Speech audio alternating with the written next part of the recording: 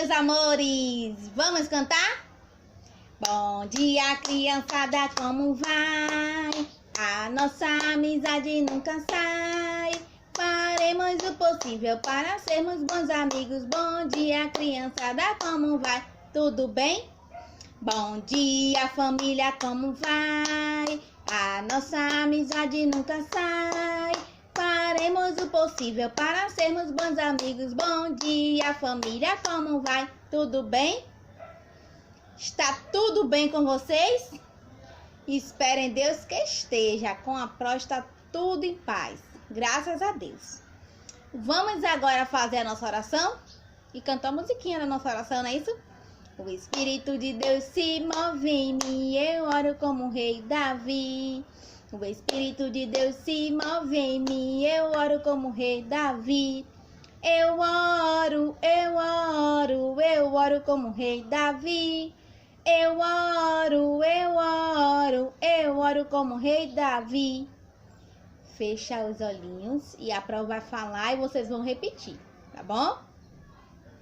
Querido Papai do Céu, muito obrigado por mais um dia de vida, pela família, pelo alimento, pela saúde. Assim oramos e te agradecemos. Em nome de Jesus, amém!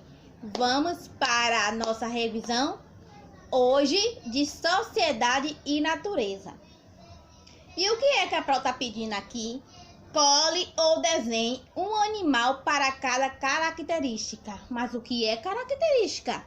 Se o animal é doméstico, se o animal é selvagem, se é uma ave ou se é um animal marítimo. E agora a Pró vai dar uma dica. Vamos lá? Dicas. Animais domésticos. Quais são os animais domésticos? Gato, cachorro, que mais? Pato. Que mais que eu posso criar em casa? Galinha. Animais domésticos. Animais selvagens. Tigre, leão, zebra, elefante. Aves. Quais são as aves? Aqueles animais que têm penas e têm bico. Pode ser arara, papagaio, pintinho, não é isso? Animais marítimos. Peixe, baleia, golfinho, siri.